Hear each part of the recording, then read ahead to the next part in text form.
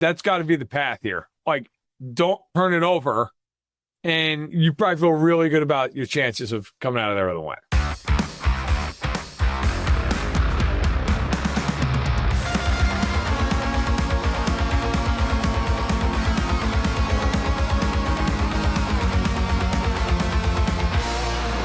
It's that football show here on KC Sports Network. Tucker Franklin hanging out with Matt Verderame on your Friday edition of that football show. Thank you to our partners, Ben Holiday Bottled and Bond Bourbon Holiday Distillery, for getting us right, getting us set up for another week 5, Matt, of NFL action. How are you doing? How are things going for you? Things are good. I'm living the dream, hanging out, relaxing. Got a Sunday ahead of us that don't have to sweat out to the death, which will be nice.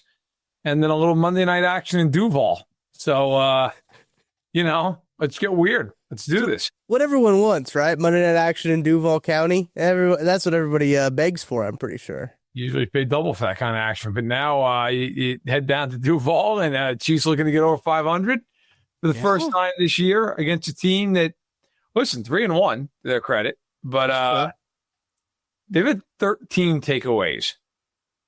Like, I've been saying insane. It's insane. I've been saying this on my pod. I've been saying this on radio spots. I've written it. Like, if the Chiefs don't turn the ball over in this game, they're probably going to win. Right. That's the big thing in this game.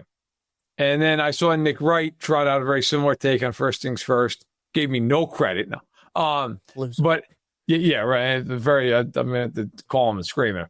But no, I did see that, I don't know whether it was Nick's stat or the show stat or however they came up with it, but in the last 4 years, when the Chiefs win or tie the turnover battle, they're 36-2. Wow. Yeah. One of those losses, ironically, week 1, but they are 36-2 in the last 4 years. Here's another crazy stat. Like, when you lose a turnover battle, I believe you lose like 80% of the time. Yeah. They're 14-11 when they lose the turnover battle in the last 4 years. There's that good. It's insane. So I don't know if that includes the playoffs or not. But in any event, listen, man, like, if they don't turn the ball over, they're probably going to win. And that's a stat that kind of covers both sides. Like, I just laid out the Chiefs stat, and then the Jags are taking the ball away like 8 times a game and barely winning. That's got to be the path here. Like, don't turn it over, and you probably feel really good about your chances of coming out of there with a win. So I kind of started to dive into this on the streams I do during the day, Matt. It was like Tuesday, and I was already starting to think about the Jacksonville Jaguars. I don't know. I guess that I'm just sick in the head already turning the page. I could have gloated for a little bit longer in the Baltimore Ravens loss, but the Baltimore Ravens losing, I should say. And I probably should have, because I turned the page, and the Chad and I were kind of going through their Pro Football Reference page of like looking at this 2025 Jaguars team. And when you look at the teams they've played, Matt, it is they have not played a top 20 offense yet in terms of overall offense. And they have, as you mentioned, 3 takeaways the first 3 games, and then 4 against the Niners, which Brock Purdy did play in that game. He's not going to play it. He's not going to play this week. Maybe I saw the way he played. Sorry. Yeah. So they have also turned the ball over themselves, though. It's not like the Jags have just gotten takeaways and then not turned it over. They've turned the ball over, but I believe that they're falling on a lot of their fumbles. Like, they've had some pretty decent turnover luck in terms of like how they've been able to do it. But they're turning the ball over as well. The Chiefs, 4 turnovers. Yeah, 4 turnovers this year for the Jags. So, I mean, they could have a larger turnover differential, but those 4 turnovers obviously costing them a little bit. Already, 4 weeks into the season, having a double-digit turnover differential is insane. Like, that is an insane stat. I don't know if it says more about the Jags defense or the teams that they've played, though, Matt. Well, here's what's nuts. Like, Jacksonville in that Niners game, as you pointed out, they got 4 turnovers, I believe all by Purdy. Yeah. Sick. Great job. And if you look at the box score of that game, so Jacksonville was outgained 389 to 325. The Jags also took 12 penalties in that game. Yeah. The Niners were 8 of 13 on third down offensively. but lost because of 4 turnovers and they gave up an 87-yard punt return for a touchdown. Like, listen, I'm not going to say that there's a horseshoe up a certain area of Jacksonville, but there might be. Yeah. Like, that is ridiculous football. Like, that is something that is not going to consistently happen. Then they played the Texans the week prior. Mm-hmm. The Texans have no offense. 0. Right. And that game was a slog from hell. Nobody had 300 yards in that game. Jacksonville, again, by the way, Jacksonville's the most penalized team in football. Yes, they know that. They took 9 penalties in that game. Although Houston did their best. They took 7. Both teams were a disgusting 4-15 on third down. Awesome. But Jacksonville found the way to win because they were +2 in the turnover margin. Then they had a game they lost to Jake Browning, which if you've seen the Bengals the last 2 weeks, that takes a special kind of an effort. The Bengals won that game because they were 6 of 14 on third down, and they got 2 takeaways even though they threw 3 picks in the game. Here's the bottom line of this. Okay, I've seen a lot of takes from people who should be like better at this than they are. Yeah. We're like, hey, Jacksonville's defense has been awesome. And it's like, I got to tell you, they really haven't been. They just keep like the turnovers. Absolutely. They've been amazing in that regard. Yeah, great. Mm-hmm. They have not been great otherwise. And they faced Bryce Young. They faced whatever the hell Brock Purdy currently is. Right. They faced CJ Stroud behind the line of you and me and 3 tackling dummies. And then in week 2, they played Jake Browning. Okay. Not exactly Mahomesian competition. And like they're league averaging yards per play against. Mm-hmm. They are, but despite the fact they've played the worst quarterbacks in league history, they're 15th in net yards per attempt passing wise. Right. They're tied with the Chiefs, who have played actual quarterbacks this season. Like if you look at Jacksonville statistically, they're good against the run, but that's not a problem for the Chiefs because they won't even try to run. Right. Yeah. This has not been exactly like some wild tour de force here by Jacksonville. 7 sacks this year, like they're toward the bottom of the league. Their pressure rate is average. I could keep going. Like there's nothing about this defensive unit that you're like, man, awesome. Yeah. Like I will say one thing that doesn't like. So Jacksonville is 29th in the league defensively in third downs. 45.6% of the time they give it up. Dallas is dead last. Dallas is giving up a third down conversion 58.2% of the time.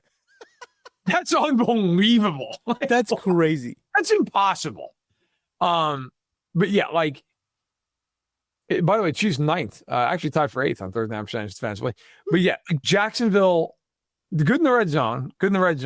But yeah, man, it is not also Chiefs top 10 in the red zone defensively. Kind of surprising.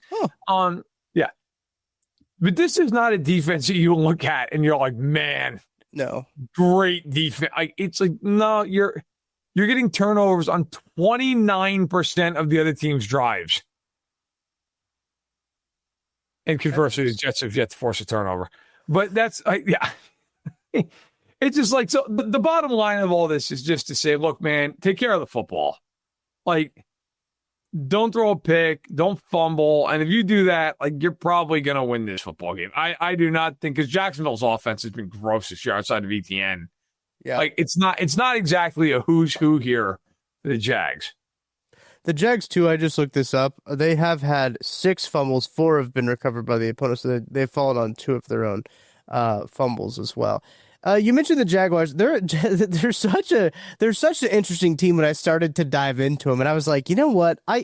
As we talked about this, I think maybe last week at one point, we talked about how the Jags are always a team that I feel like are in my peripherals. How like I don't feel like I really have a good beat on the Jacksonville Jaguars. So I went back and I watched the condensed version of the Niners-Jags game to really see. It was not pretty. It was not. I was like, I had to go back a couple times because, you know, sometimes when I just felt my concentration slipping. And I was like, wait, I got to go back. I missed the last 6 plays because I was so bored and just dozing off.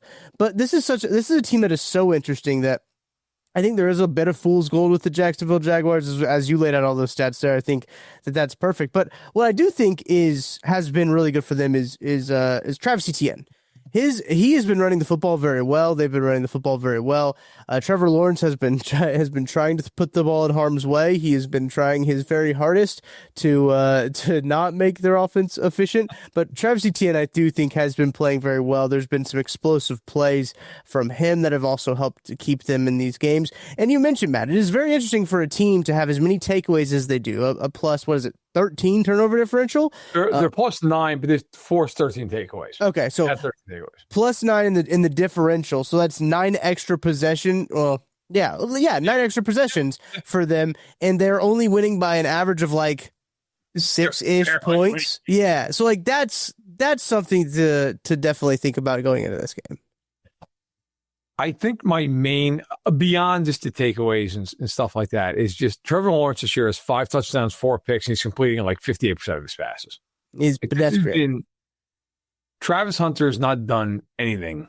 Well, to be fair to Travis Hunter, he's trying to learn 2 positions as a rookie, and already wide receiver's tough on one of them. I know people want to bury Travis Hunter already, but like, no, hey, listen, man, I'm not burying him, but like they drafted him to be like Shohei Ohtani, and that's not happening so far. So. Right. And then there's like Brian Thomas Jr., who I know is battling some like injury stuff, but has been awful for a month. All of a sudden. Yeah. He's not good. Like, this is the kind of game. I wonder if we're going to see a repeat of Sunday where the Chiefs are just like, we're going to blitz every down. We don't care. Right. We can cover you one-on-one. We're going to run blitz the crap out of ETN. He doesn't catch the ball. I believe he has 6 receptions this year. So it's not like you're worried about him leaking out of there and catching the ball. Mm-hmm. I wonder if this is a game where the Chiefs just relentlessly go after Lawrence behind an offensive line that is not that good. Right. And they just attack and attack and attack and attack and attack. Like, and that's the other part of this, by the way. So Jacksonville's offense has faced defenses other than Houston. Houston's a very good defense. It is an ass fest outside of that. Like, the Niners did not have Bosa in that game. Like, he's out for the year. They are not a dominant defensive team. And look, I get the Niners defense.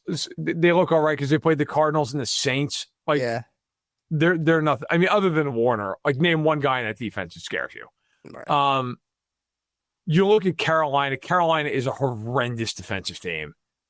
The Bengals are not. They don't even field the defense. The Bengals just gave up 500 yards to the Broncos. Okay, that's all you need to know about the Bengals defense. Like, and with that advantageous schedule, they can't throw the ball. Right. They have nobody. Do you know who's leading them in receiving yardage right now? I do know. I saw it already. It's unbelievable. Yeah. Brenton Strange, who's their tight end, has 182 yards. Brian Thomas is 162. Travis Hunter is 118. Diami Brown has 116. He's there now? I didn't know he was there. Oh, yeah, he's there. Yeah, he's there. I think he's going to be good. Parker Washington has 110 yards on 18 targets. Ugh. Like, this is not exactly and by the way, they're running backs. If you're like, well, who catches the ball? Tootin has 40 yards.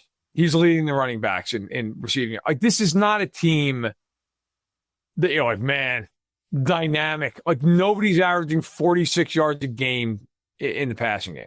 And Lawrence, again, 5 TDs, 4 picks, and a success rate of 41.5. His QBR is 48.8. Like, he doesn't take sacks. He's got the best sack rate in the league right now, but that's also because the ball's just coming out like instantly. Yes. They're not that good. Like, I don't want to really, I don't want to bury the lead here. Right. They're not that good. This is not a team that she should lose to. It's not. Like, I know people go 3-1 on the road. No. Like, if you actually watch Jacksonville this year, those stats match up with how they've played. Like, it's not been awesome. Yeah, Lawrence is getting rid of the ball in 2.2 seconds. Only 2 guys are getting rid of the ball faster. Do you know who they are? Well, Russell Wilson was pretty quick, but I don't know if Russell Wilson's on there anymore because he's not the starting quarterback anymore. Well, he's on the list, but he is 2.3 seconds for Russ. Okay. I know Mahomes was down there. Mahomes is one of them. 2.1 seconds. Oh gosh, I don't know who the other one is. Jaden Daniels. Oh, Jaden Daniels. Well, but yeah, I mean, also Jake Brown and getting rid of it in 2.2 seconds because otherwise he's dead. Yeah, he has to. Yeah, man has no options. Right. But yeah, I mean, Lawrence is getting rid of the ball very, very, very quickly. Yeah. And his intended air yards per attempt kind of give you an idea of like whether he's pushing it down the field or not. Like he's below league average. He's at 7.3. Mahomes is at 8.1. It's so nice to see Mahomes in the top 10 again. Yeah. Like after they just refuse to throw the ball at all. But yeah, like it's an offense that like you're not going to see a ton of deep shots. It's going to be in front of you. It's going to be I mean he's completed air yards per attempt 5.1. Like not exactly pushing her down the old field here. Here's the other thing too is that they've played defenses like I think they're the least blitz team in the country or the league as well. So when it comes down to it, it's like if this is a game that Spags going to say, all right, cover zero, like the maniac he is running cover zero 13% of the time on his snaps, just crazy. I think the week before that he was like up to like 20% of the snaps were cover zero against the Giants, but like they are just cover zero, send everybody. Yes. This is probably a game that you can do that too because you probably feel comfortable with the way that your secondary is playing right now. Cover zeroing on checks notes, Britton Strange, and apparently Brian Thomas Jr. who sucks, and Travis Hunter who is still trying to find a playbook. Yeah, there's a lot going on there. Yeah. But yeah, I mean, and the Chiefs are blitzing at a rate of 36.2%, which is seventh highest according to Pro Football Reference. Jacksonville's on the polar opposite end of this. Jacksonville does not blitz. They're 27th in blitz rate. So, and now I will be curious. It sounds like Trayvon Walker might miss this game. Yeah. And if he misses this game, do they have to kind of go outside of their comfort zone and blitz more? That is going to be interesting because he needed to go see a wrist specialist. And I have not seen any major update beyond that. But if you're calling him week to week, I was in Jeremy Fowler week to week. Yes, yeah. ESPN. Doesn't sound like he's going to play in this game. Right.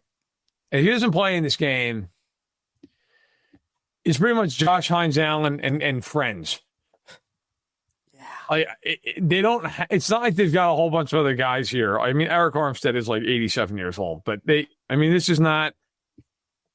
This is a defense that right now, as we sit here, Walker has 2 sacks. Josh Hines Allen has half a sack.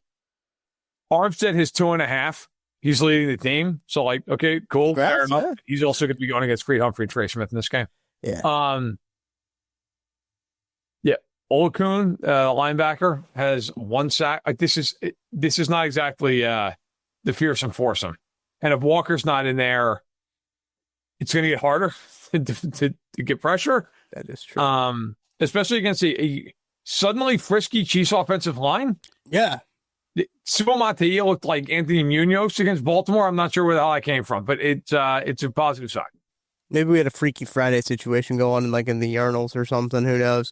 In the Chiefs locker room, but you'll take it. Sure. You'll take it. Why not? Sure. Great. Another interesting stat about the Jacksonville Jaguars. They have the league leader in interceptions, and it's their linebacker Devin Lloyd with 3.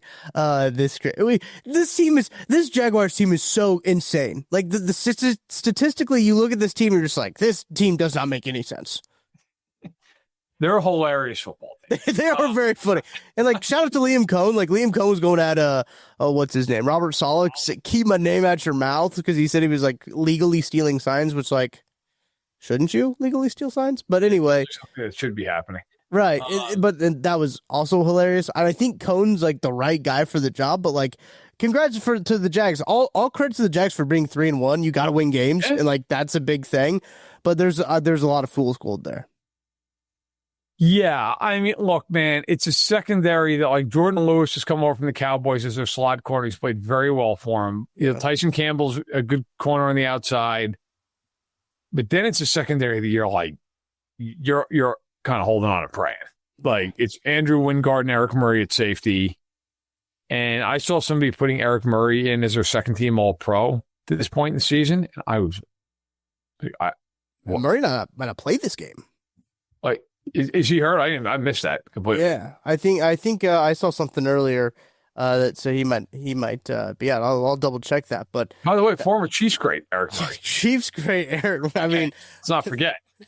I was looking up the other day of Chiefs and Jags players just as like for fun. I was like, oh, like what's the crossovers? Obviously, you have Blaine Gabbert, Jamal Charles is currently Emmanuel Ogbah. He's there. He's there. I didn't know that. He's playing. He not only is he there, he's playing 44% of the snaps. In the year of our Lord 2025, Emmanuel Ogbah still on an NFL. He's done absolutely nothing. He literally, in 44% of the defensive snaps this year, he has 0 solo tackles, 0 tackles for loss, and 0 sacks. But he's getting paid. So he's there. Eric Murray left the Niners game with a neck injury. And that's not usual. That's usually not a good sign. But he did have an interception against the Bengals. But that's what I'm seeing here. Well, I mean, obviously we don't. Also, Colin Saunders. Oh, yeah, he got traded there, didn't he? And everyone was upset. I remember everyone was pissed that they didn't trade for Colin Saunders because he has not played much. He played week 1. He played 12 snaps. So free Colin, man. Bring him back. Bring him home. Bring Colin home. Love Colin Saunders. Yeah, I mean, this is look. I mean, the bottom line here is, I'm sure we move on from this game. This is not a game that the Chiefs should lose. It is not a game they should like. I don't say it's not a game they should struggle with. Like, it's a road game. It's a primetime game. Like, I don't expect the Chiefs to go out and win this game 30-3. That would be disrespectful to Jacksonville. But I kind of feels like a game that's like 27-17. Yeah. Something like that. Like, you want to say it's a 1-score game? Maybe it's like 27-20 or something. I don't know, man. I mean, Jacksonville couldn't crack 20 points on Houston, which Houston's got a really good defense. Fair enough. Mm-hmm. They barely cracked 20 points on Carolina. Yeah. Despite turning them over constantly. And they did not score 20 offensive points against the Niners. They got a punt return in there. Right. So, like, I'm going to go out on a limb and say the Chiefs defense is better than the Niners and Carolinas and Cincinnati's.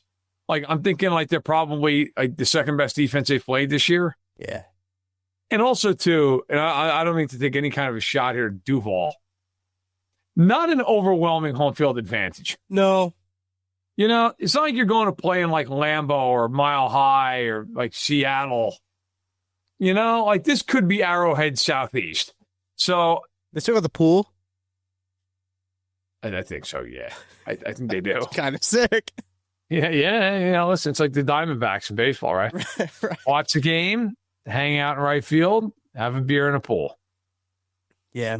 So we'll see. We'll see what all shakes out in this game. As you mentioned, like they scored 27 points against the Bengals, but traffic cones out there. They're basically running on air.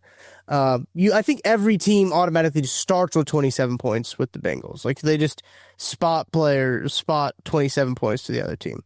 The Bengals defense does. It is really a shame that the Chiefs don't play this Bengals team this year because, boy, in the state that Mahomes is in, where he just won AFC Offensive Player of the Week, right? That would be a fun one to see this offense, especially when they get Rashee Rice back. But we should talk more about the Chiefs instead of the Jaguars. Let's take a break, and then we'll talk about how the Chiefs offense can keep it rolling against the Jacksonville Jaguars and what we want to see more of from this Chiefs team. But first, I'm calling all Chiefs fans. You guys already know.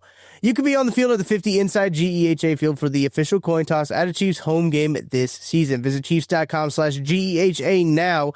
Enter to win a chance to be on the field for a once-in-a-lifetime view of the pregame coin toss. Plus, you can score other exclusive prizes. Enter for a chance to win at Chiefs.com/GEHA. GEHA is the proud partner of the Kansas City Chiefs. We're going to take a timeout. We'll be back right after this. Chiefs. Hey, Kansas City sports fans! FIFA World Cup 26 is headed our way, and FIFA is looking for folks just like you to join their volunteer team. Apply today at FIFAWorldCup.com/volunteers, or simply click the link in the description of this show to join this once-in-a-lifetime opportunity and show the world just how special Kansas City is. Chiefs Kingdom, I have got a question for you. What is your favorite touchdown? Well, for me, I can confidently say that my favorite touchdown, it's the next one, because with DraftKings Sportsbook, an official sports betting partner of the NFL, every touchdown could bring you closer to cashing in. From the first touchdown score to anytime touchdown props or the thrill of live in-game betting, every snap is loaded with opportunity. From spreads to money lines, same-game parlays, regular parlays, you want it, DraftKings has got it. Here's the best part. Bet just $5, and if your bet wins, you'll get $200 in bonus bets instantly. I use DraftKings Sportsbook, and you should too. Your team hitting pay dirt pays out to you. Download the DraftKings Sportsbook app now and use code KCSN. That's code KCSN to turn $5 into $200 in bonus bets if your bet wins. In partnership with DraftKings, the crown is yours. Gambling problem? Call 1-800-GAMBLER. In New York, call 877-8-HOPE-NY or text HOPE-NY 467-369. In Connecticut, help is available for problem gambling. Call 888-789-7777 or visit ccpg.org. Please play responsibly. On behalf of Boot Hill Casino and Resort in Kansas, fees may apply in Illinois. 21 plus age and eligibility varies by jurisdiction. Void in Ontario. Bet must win to receive reward. Minimum minus 500 odds required. Bonus bets expire 7 days after issuance. For additional terms and responsible gaming resources, see dkng.co/audio. Matt, this Chiefs offense was actually fun to watch, and against the Baltimore Ravens. We talked about it a little bit, obviously, after the game. How can they kind of keep this momentum going? Obviously, Xavier Worthy being back really helps. James Palmer was on with 10 Things with BJ Kissel earlier, and I got to sit in on that conversation. Love James. James is a great guy. Was talking about how he had received a message from inside the building of saying, like, that's what it was supposed to look like in week 1 before the third play. So, like, before Xavier Worthy got hurt, that's what it was supposed to look like. So I think that vibes seem to be high in the building right now, that Worthy is back and is playing, managing that shoulder as best as he can. Obviously, there's some times we saw him dip out, and which, rightfully so. I mean, if he wants to do that, that's okay. But how do they keep that going against the Jags? Well, to James's point, I could tell you from texting with a few people in the building this week that, yeah, the vibes are high because I think they all felt like that was a much needed game, not just the win, like the way they won. Yeah. And I think there's a certain sense of, hey, we can still play like that. It's been a really long time. Like, they have not played, I would argue, against a good team. We talked about this years. Mm-hmm. They have not played like that. And part of that's been, the offensive line. Yep. Part of that has been injuries to the receivers. Part of that has been Kadarius Toney and Sky Moore and MVS just existing. And so it has been an issue. It has been, let's also shout out Richie James. It has been Richie James. Let's never forget Richie James. I was watching the end of the AFC title game not that long ago, and they beat the Ravens. And you know who's on the field for the granted, like, they're kneeling down. You know who's on the field as, like, the deep back safety guy in that play? Isn't it Richie James because he does a backflip, right? It's Justin Ross. Oh, God. That team, like, we talk about terrorists. I mean, Mahomes, how he slept at night is beyond me. Must have been looking like a team picture of the defense. And they're like, all right, if we can just get to 20. Clyde Edwards-Helaire in the backfield most of that game. It was unbelievable. But hey, that team won a Super Bowl. Look, I think, in fact, I know internally there was a thought of, like, man, that felt really good. Yeah. And I think they have looked at it. And again, I shouldn't just keep saying it. I know they've looked at it like, we've got to survive till Rashid gets back and until Xavier gets back. Well, obviously one of them's back now. And I understand, everybody understands Baltimore's defense is the equivalent of a boat with, like, 38 holes in it. Okay. Like, there's no hope of plugging up the holes. You just salute as you go down with the ship. Right. That is Baltimore at this juncture. However, 37 points is 37 damn points. I don't care who you're playing. You could be playing the worst defense in the league, and maybe they were on Sunday. That's a lot of points. Mm-hmm. That is a really good effort. And they've played a lot of bad defenses over the last couple of years and not been able to do that. So it matters. Look, I think what you continue to do here is lean into what has worked, which is play Thornton and get the ball down the field to him. That has mattered. They only played him like a third of the snaps this past week. Right. I'd like to see him get more snaps. Juju actually led the team for receivers. Now, to be fair, Juju's played well this season, but I'd like to see Thornton. I'd like to see Thornton around like 50%. Yeah. Lean into the fact that you have a lot of speed with these receivers. Threaten teams vertically. Get those yards after the catch. I love that they hit Worthy on a play down the field, and they kept trying to do it. They didn't just do it once and then, that's it. And then we're like, no, keep going after it. I also think I saw a report from Dan Graziano about this out of ESPN. Like, they've got to continue to get Brashard Smith more involved. Yeah. That kid has talent. Yeah. It is evident when you see him. Like, that play he made against Baltimore, he tiptoed down the line, the sideline for like 15 yards. Look, I'm not trying to say this to disparage anybody on the team. Can you imagine any of their other running backs doing that? Oh, God, no. I mean, come on now. Like, it would have been like a 4-yard gain, like a pulled hamstring. Uh-huh. Like, there's nobody else doing that on this team. I think you have to lean into the speed. Yep. But the other part of this is, too, let's be real here. The other part of it is, if that offensive line continues to play the way it's played the last 2 weeks, yeah, they're going to score a lot of points. Because, look, we all sat here the first couple of preseason games, even the first few regular season games, not quite to the extent, but like Kingsley was rough. Mm-hmm. He's been really good the last 2 weeks. Oh, yeah. And Simmons is just by and large annihilating people. Yeah. There was a play, I think Owe was the guy he was going against. He blocked him like 10 yards up the field. Like, literally took him like he was me and was like, all right, we're going to go for a ride now, and just aisle drove him. And like, I don't feel like, 10 yards. That is 30 feet. Right, yeah. Hey, that's like the length of some people's houses. He just took him and was like, here it comes. What are you going to do about it? But I think that's where it all starts, man. If you can block like that, and Mahomes is sitting back there and he's got time, like, we know what Mahomes looks like when he has time. And it looked to me in that game, like, for the first time in a lot, he trusted, hey, I can just sit back and throw the football. Yeah. Well, shocker, he threw for 270 and 4 touchdowns. Yeah. So keep protecting him and let him throw the ball against Andrew Wingard and whoever the hell, whoever the Jags are trotting out there if Eric Murray's not playing. Let him take 3.5 seconds and throw against that secondary and see what happens.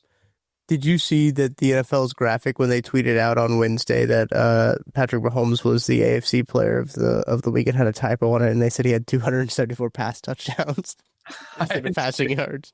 Still not as bad as MLB's not MLB. I'm sorry, the Angels graphic of Ron Washington. I thought the man left. I thought he passed on. Why is he in the sky? Why does he put him in the sky? I get you're the Angels guys, but maybe not that far. Like, I get it. I literally saw the graphic before I read the tweet, and I was like, "Oh my God, he died!" And like, I grew up loving Ron Washington because he was the third base coach of the A's. Like, he was one of my guys. Like, I was like, "Oh shit!"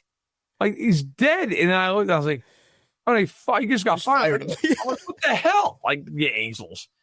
Yeah, it's a catastrophe of an organization. It was very funny. But no, to your point about the deep shots, I really did appreciate how they threw that deep shot to Worthy. He hauls it in. The very next play, they threw another one. They're like, all right, let's do it again. Felt so damn good. Right. They were like, wow, we forgot what that felt like. Let's do it one more time. So that's always awesome. Taekwon Thornton has more touchdowns in his Chiefs career than he ever did with the Patriots, which is also hilarious. It's so crazy, Matt, that we talk about these training camp darlings every single year. And, you went up to camp and one of your things, and then I was up to camp, I think, after you. And then it was like, hey, this Taekwon Thornton thing, like, might be legit, but he might have had like the least camp buzz out of all of like the camp wide receivers. Like, I don't understand. Like, it is also so funny at the same time that the one wide receiver that has actually had an impact that they've brought in on a futures contract recently, I should say, is the one that like nobody really talked about all that much, but Justin Ross could not get more airtime if anyone could allow it. But that's just very funny to me. But it is crazy to see this actually materialize and him actually go out there, and he was leading the wide receivers in snaps when Xavier Worthy was gone. Like, he clearly knows the offense and knows where to be. That's a huge thing, and that's part of the reason Justin Ross didn't get the run that he did, obviously, because he wasn't out here leading the team in snaps when they had Sky Moore and Kadarius Toney as their number 1 and number 2 wide receivers. So I do think that's really encouraging for Taekwon Thornton.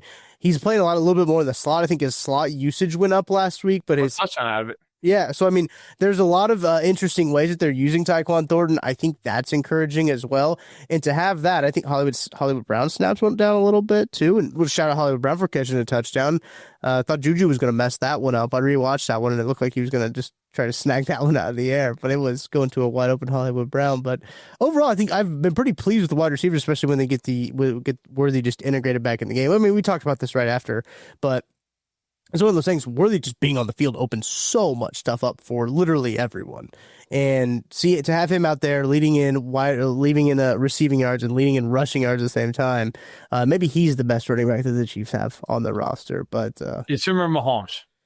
Yeah, it's one of them. I mean, but it's funny if they can throw the ball like that. The whole running back thing, I'm not saying it doesn't matter. It matters because you change the way teams have to defend you. Right. It doesn't matter as much, yeah. But it matters a lot less when you can get guys open just by simply going, hey, Xavier, go out there and run deep, man. And it's like, all right, cool, he's wide open. Like, hey, Xavier, why don't you run a slant? Oh, yeah, he's open there too. Okay, great. Hey, Rasheed, why don't you run a 15-yard crosser and just beat a linebacker across the field? Okay, I mean, it's a hell of a lot less concerning than when you're like, hey, Jason Brownlee, go win on 3rd and goal. Like, then you're going to want to run that football. But yeah, I will say, not to get off topic, but I am amazed. We're recording this early for us because I am going to be insanely slammed next few days. We're recording on a Wednesday night. Yeah. The amount of content I have seen just gassing up that it's not really the Ravens' fault that they lost that game.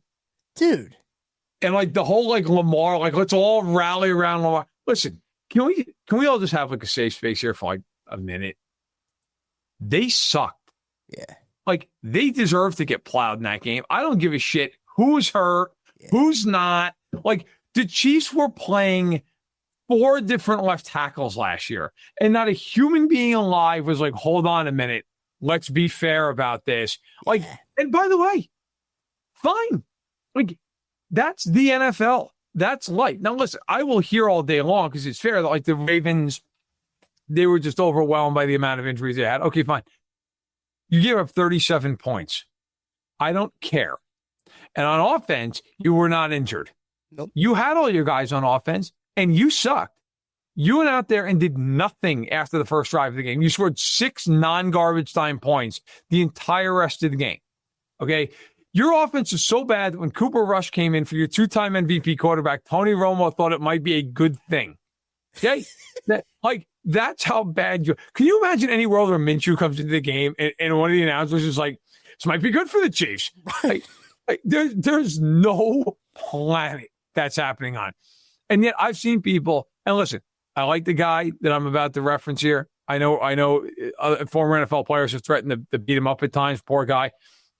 But so ESPN in July put out a story that they ranked the top. I'm sorry, it was one of those that Jeremy Fowler always does. They're really where it's the players are ranked 1 through 10 at each position by people in the league, front office, and yes. Yeah. And so Burrow was ranked 3rd. Yeah. And Lamar was ranked 4th. And this became a whole thing. And I've seen it retweeted on my timeline a few times here. Because to be fair to Ben, this was tweeted out mid-July. But I'm just making a point based off his tweet. Right.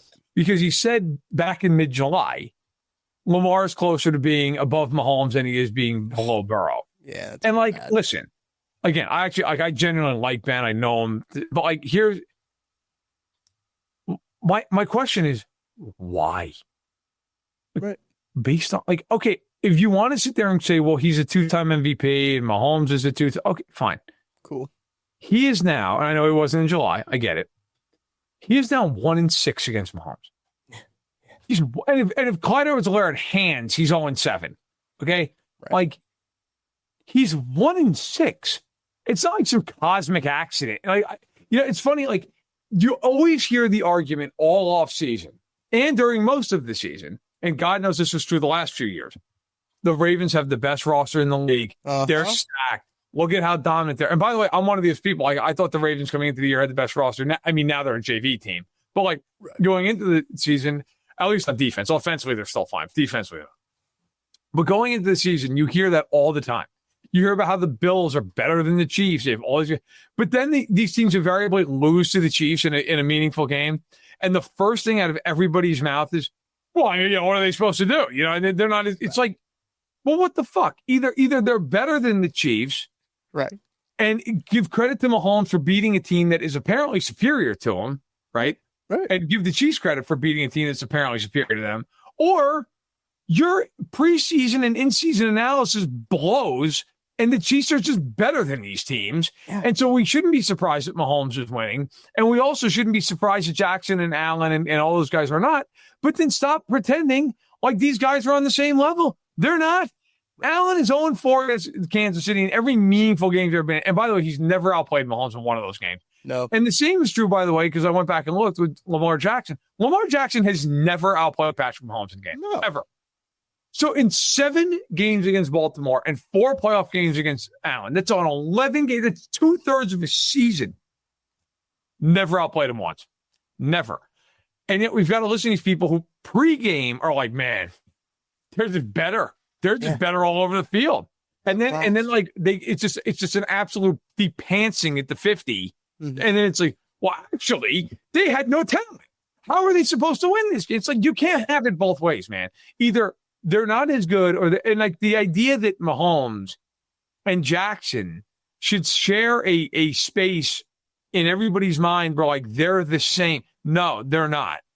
They're not. One of them's a 3-time Super Bowl champion, and the other one has sniffed the Super Bowl one time and had Mahomes go in there and spank Baltimore, and that was the end of that. And by the way, actually, to be fair, it's really the defense spanked Baltimore because the defense just completely shut them down.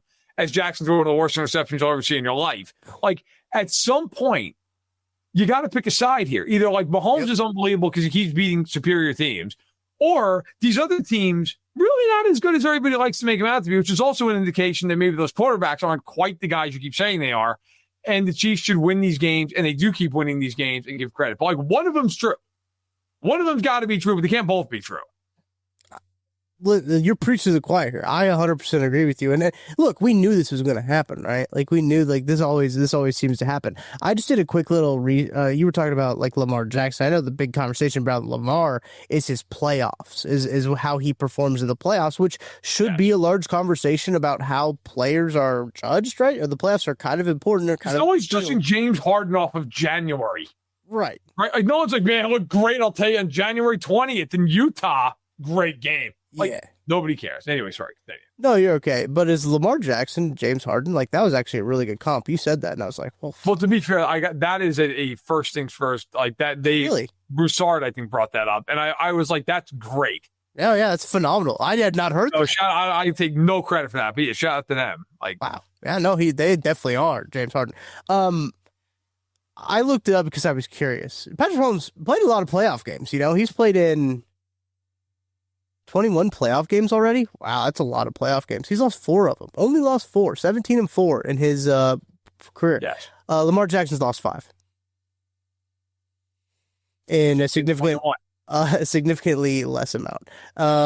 But I thought that was telling about Mahomes and Lamar, obviously, is obviously the 3 Super Bowls is pretty telling, and the 3 Super Bowl MVPs is pretty telling as well. But having played in a lot of games, 21, as I mentioned, for Patrick Mahomes, 17-4 in the playoffs. Lamar is 3-5 in the playoffs. It's not great. Nope. And like also too, look, there's context to it. Like, so Mahomes has only played Lamar in the playoffs once. Yeah. In his building. Okay. In a game Baltimore's favored in, everybody and their mother thought Baltimore should win that game, and they didn't win. Mm-hmm. Allen has faced Mahomes 4 times in the playoffs, and he's 0-4. Yep. Burrow, they've obviously split their 2 games. And to be fair, both of those games went right down to the wire. Like, they were legitimately both very close games. Mm-hmm. Mahomes' losses in the playoffs, 2 of them came to Brady. 1 of them came to Burrow. And the other one came to an Eagles team that basically played like the greatest football team of all time that night. Okay? Like, Lamar's lost to Ryan Tannehill in the playoffs. Like, let's just be real about it. And then, by the way, Ryan Tannehill was summarily hammered out of the playoffs at Arrowhead the following weekend. That's right. Like, that game was so bad, that Ravens-Titans game. I remember bringing it out. It was, Lamar had 2 picks. He was terrible. Like, it was, and I'm not, like, this isn't like, I don't think Lamar is good. Like, Lamar's obviously a very good quarterback. But the point is, we live in this world because of media, like social media and this 24-hour news cycle. Like, God knows, freaking, get up at 6 a.m. Good. It's like, wake up. Canceled. I've got the worst take you're going to hear all day. Okay. And then you're just chugging NyQuil, screaming for God to take you before the commercial break ends. Like, it's so bad, it's painful. And you get like the only show, and I've referenced them twice, so I don't care, I'll shout them out, give them a hat trick. Like, first things first, the one show I enjoy because I feel like they have an honest to God, like, they're fun, but also like they honestly give a take that like they believe. And yes. It's like it's a genuine discourse. The problem we have now, if Michael Jordan played today, I can't express to people how much differently he would be viewed than when he played in the 90s. Like, I grew up, I was alive for the 90s. And let me tell you, there was never anyone alive being like, I think Karl Malone's better. Like, nah, bro, he's not. Yeah. Like, well, he won the MVP. Cool. He's going to lose to him. I don't care. Like, Karl Malone was awesome as a player. Maybe not so much as a person.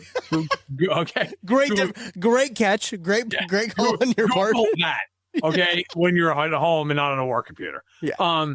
Like, Charles Barkley, amazing player. Patrick Ewing, I'm a Knicks fan. A great player. No one alive was like, I don't know. I think those guys are better. Like, I think the Admiral's better. Like, no, he's not. He's great. He's awesome. That's the Mahomes thing, but Mahomes was born into the wrong era in terms of like the way sports are consumed. Yeah. So we have to sit here. If Josh Allen plays on Sunday Night Football. Okay. They play New England. If he goes out and is great, we're going to get a Mike Greenberg. He's the greatest player we've ever seen in the position, which Bart Scott almost fell out of his chair the first time we got that take. Okay. But here's the killer part of this. If the next night Mahomes goes out and does the same thing, then it's like everybody has to twist themselves into a pretzel over it. Because it's like, well, hold on a minute. Like, that's the problem with having everybody's the GOAT week to week to week to week to week. Yep. Historically speaking, call me when Lamar Jackson gets to a Super Bowl. Yeah.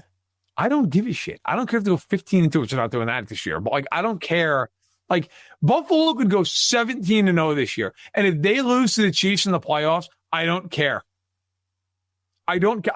Or if they lose anybody. Like, if they go to the Super Bowl and they're like, New England did 0-7. Yeah. You think Tom Brady's sitting up at night? Like, man, what a great season. I guarantee you he's sitting up at night thinking about that season for a different reason. Yeah.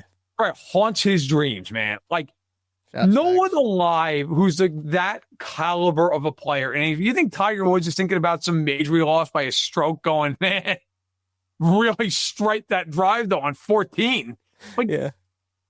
It's ridiculous. It's a ridiculous way to consume sports, but unfortunately that's where we are. Yeah, I mean, we could have probably a larger conversation about the state of sports media currently, and like, it sucks. Just for too long didn't read, it sucks. That's kind of how it goes right now. It's the conversation. It's so tough, but it is one of those things where it just seems like everyone is just saying shit to get clicks and everything, and it's frustrating. Yeah, they clip out like some 40 seconds. You know, it's like when Speak was a thing on Fox. Remember that? Yeah, I do. And I was like, here comes Acho with the wildest take you've ever heard of in your life.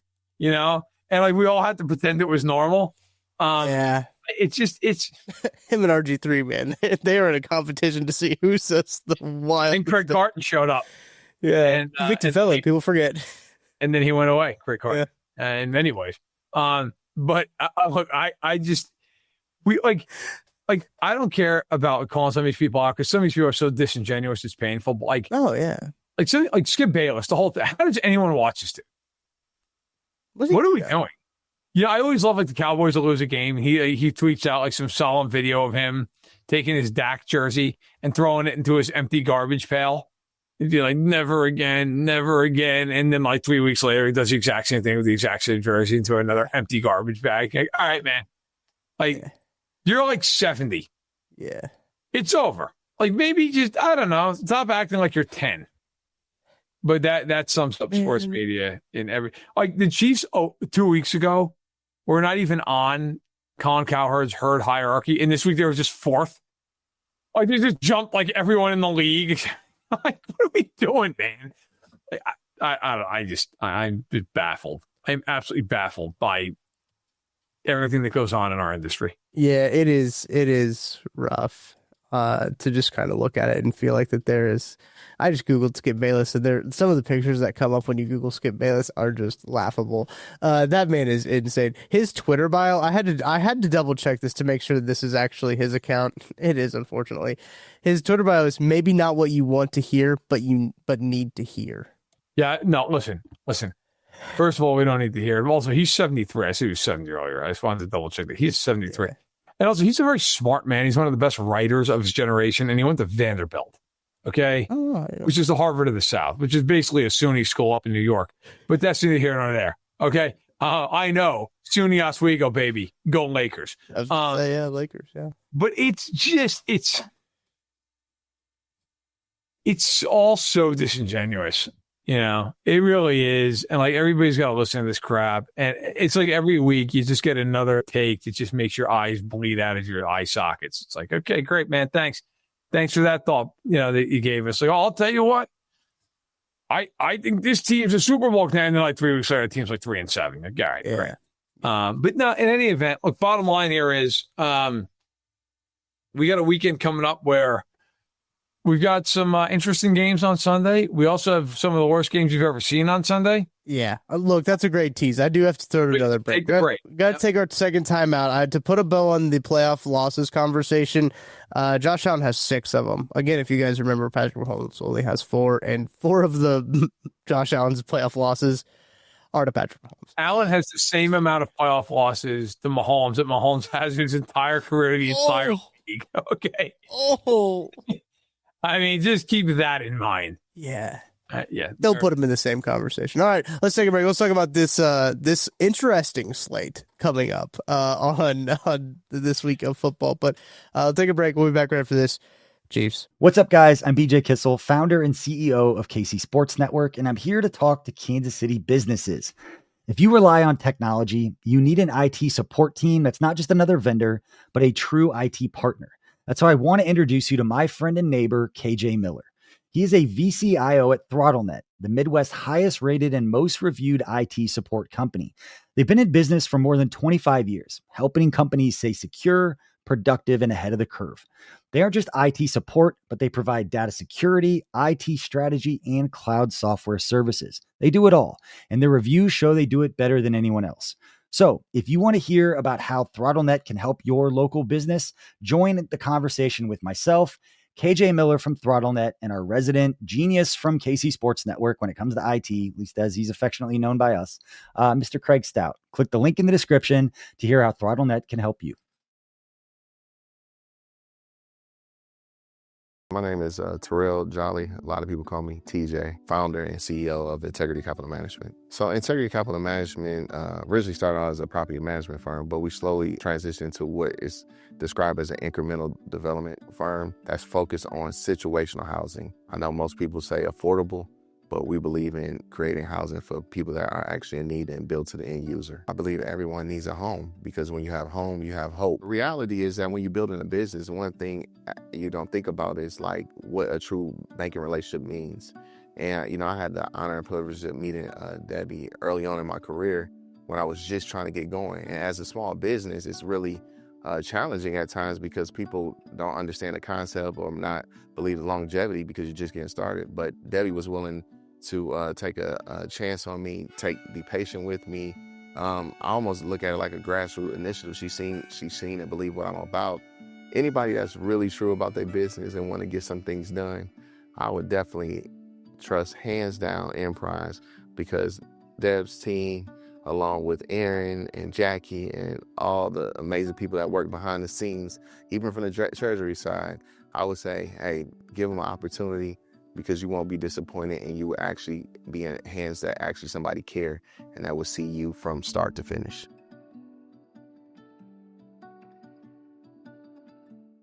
Matt, you mentioned it before the break. This is certainly a slate of football to watch on Sunday. It's not necessarily the slate that you see and you're like, thank goodness the Chiefs aren't playing on Sunday. This is the slate that you look at and you see, well, I guess I can watch that game. I mean, look, this is a slate where you look at it and you say, thank goodness this Thursday night football game's good. Yeah, until it's not. Until it's Mac Jones throwing MVS and Sky Moore and DeMarcus Robinson, which is hilarious. Oh, shit, I forgot it was Mac Jones. Yeah, it is. Well, people listen to this podcast, they already know what happened in that game, but whatever. You guys know how podcasting works. Listen, we'll leave the Thursday night game alone since I can pretty much guarantee you the Rams are winning it. Here's the Sunday slate, okay? Because we also know what the Monday night game is. Right, yeah. Are you getting up at 8:30 a.m. Central Time for Minnesota-Cleveland? Hell no, I'm not.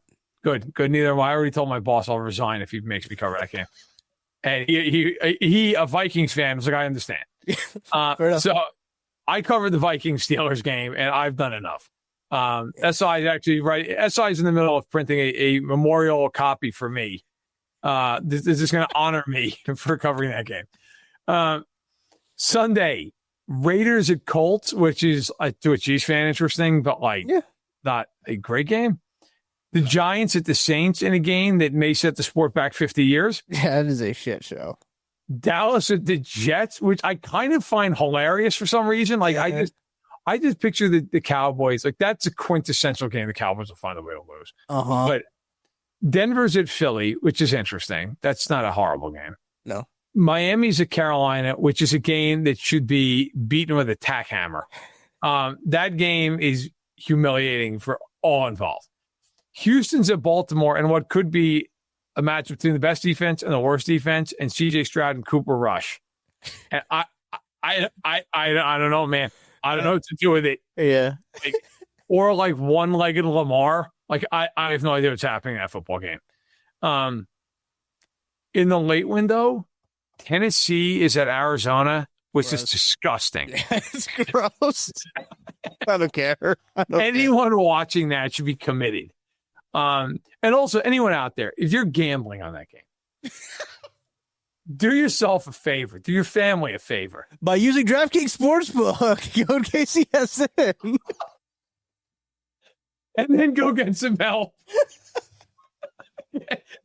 Make the bet with DraftKings and then immediately call the hotline in your state. Oh my God. You know that's the kind of game Arizona is going to do everything imaginable. Like, that game is going to be like 20-16, and Tennessee's going to be in midfield with a minute to go, and then Callahan's going to call for a punt. I almost want to watch it because it's going to be so egregiously horrific. Yes. But I can't bring myself to do it. Now, Tampa's at Seattle in their original uniforms for that game. Yes. That is going to be sweet. I might watch that just for that reason. You also then have Detroit at the Bengals, which is just Detroit can be favored by 28 points. I take Detroit to cover the spread in that game. And then you do get Washington at the Chargers, which is an interesting game. Mm-hmm. Chiefs fan or no Chiefs fan, Jaden Dan is going to play in that game. And then Sunday Night Football, New England at Buffalo. My father has let everybody know on my pod that New England's going to win that game. I've heard that there's some rumblings. There's some rumblings that people strongly do believe that the Patriots are a scrappy bunch to take on these. If New England wins that game, there is going to be panic in the land up in Western New York. Okay, let me tell you something right now. If they win that game and Stephon Diggs goes off, and he's just cooking the crap out of whatever the hell's left of like Tre'Davious White, it's going to be a problem. But yeah, so that is the slate. Atlanta, Chicago, Green Bay, and Pittsburgh have the bye, so Atlanta can't hurt us anymore. They're gone for the week. Thank goodness. As is Aaron Rodgers and that offense. So yeah, there you go. I think the best games on Sunday are probably Washington, the Chargers, kind of Denver and Philly, and the rest of these games. Yeah. So settle in. Like if you have to get some stuff done on Sunday, this might be the Sunday to like. Pumpkin patch might be on the table. Pumpkin patch is open this weekend. First weekend. Right. Like if you got to like go out with the wife and kids this weekend, or the husband and kids, it might be a time. Yeah, it might be a time. Also, by the way, I hope you're ready for another international game next weekend at 8:30. Have you looked ahead? Do you know what the?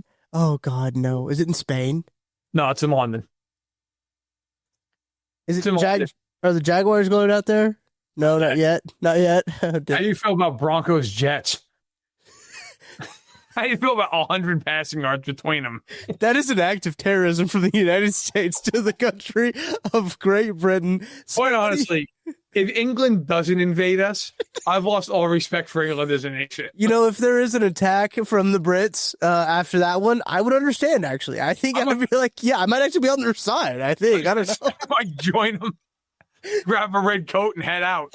I grab my North Face and get on out there with the troops. That is awful, dude. Oh my gosh. By the way, we talked about. I'm just looking at the week 6 schedule because if people want to tune in, I understand, but we're wrapping up here. I'm looking at the week 6 schedule right now, and it's halfway decent. Like there are some decent games. Yeah.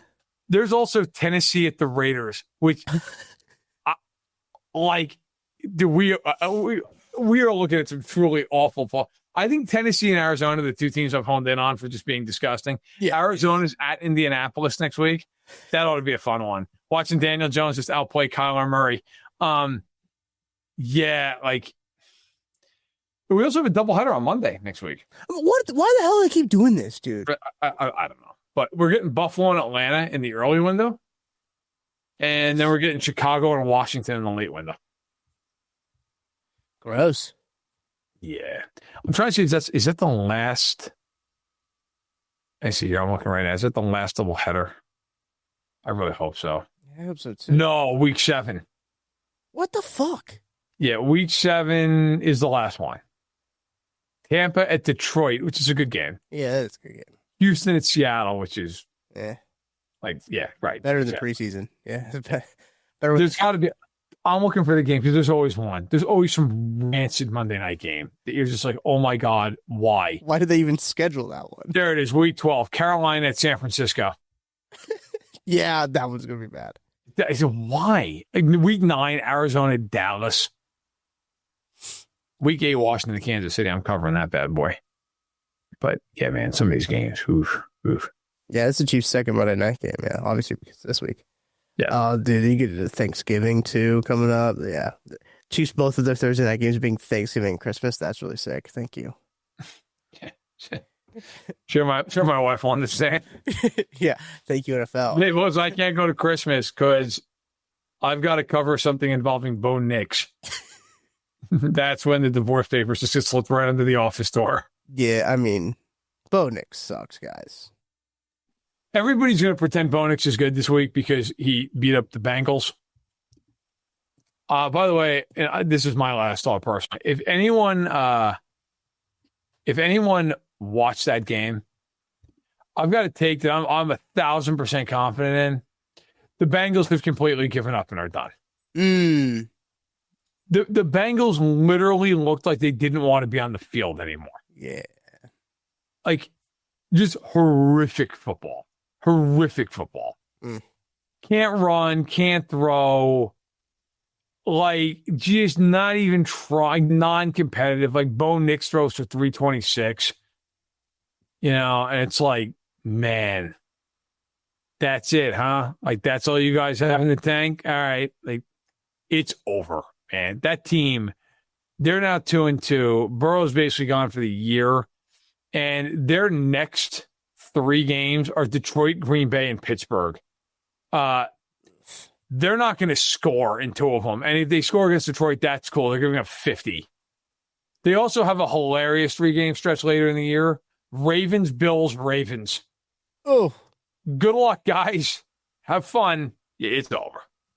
That is incredibly tough. I believe who's the guy who is the AP writer? His name is Josh. I can't think of his last name right now.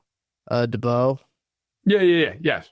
He had tweeted out at one point that about like the Eagles scoring, or not the Eagles, the Bengals scoring margin is like 172 to 14 or something like that in their last 2 games or 3 games or something like that. And then think of the last 2 games, they've been outscored when they're on offense 14 to 13. I saw that they give it up 2 touchdowns. Yeah. Just an insane stat. Yeah. So Zach Taylor, does he survive this season? Well, yeah, because it's the Bengals. You see, like I've been like, well, he's gonna have. Well, Joe was hurt, so I'll be going back and forth on this. It's like I feel like most teams would move on, because here's kind of a wild stat about him. Assuming they don't make the playoffs this year, and I think that's a safe assumption. He's been the coach then enough. This is his 7th year. That's crazy. 7th year. This should be the 5th year he didn't make the playoffs. Huh. The only 2 years they made the playoffs went to the Super Bowl and the AFC title game. They've not made the playoffs any other season. That's insane. It's like, it's pretty nuts. And you think about the era of the Bengals, you think about like how tough they were for the Chiefs and how they hung it. Like, yeah. They made the playoffs twice this entire stretch of time. Well, Chiefs don't want to see him in the playoffs. That's why they threw that Week 18 game last year. Remember? That was one of the funniest experiences I've ever had watching a game. It's like it's a bunch of fans that clearly have no idea how things work. And just watching how I've never seen a team care less about a football game. Oh yeah. Andy basically rolled the ball out there. It was like, Carson, buddy, you're gonna get smoked. Good luck, man. It's just unbelievable. Oh, they didn't even pretend to care about that game. No. They're dropping 9, like playing. Yeah. But in any event, yeah, this weekend, some good games, but some games that are going to really make you question your life choices. Sure. Good thing I got the Sunday ticket. Shout out BJ Kissel coming through on the KC Sports Network. Give me some Sunday ticket. He heard I was talking about I didn't have Sunday ticket, and he said, this is the perfect week for you to get it. Is this your first week with it? First week Sunday ticket. Oh, my God. Hey, man. Yep. Awesome. It's great. It'll be great. All right, I think that's gonna do it for this Friday edition of That Football Show. We'll be live. Actually, we're doing some schedule changing around. I've got to see when we'll be live, because it's the Monday night game throws everything off, right? So we'll have to. I'll take a look at it. I'll let you guys know on socials when we'll be live again. I still think we'll have a Friday episode next week, right? But I do think that we're gonna do another episode maybe Wednesday. I want to say off the top of my head is what I had, but we'll see how that all goes. But from Matt Verderame, I'm Tucker Franklin. Thank you to Ben Holiday, Bottled and Bomb Bourbon. We will catch you guys after a Chiefs Monday night football game, another Chiefs game in prime time. Hopefully the Chiefs keep it going and keep it rolling. We will see you soon.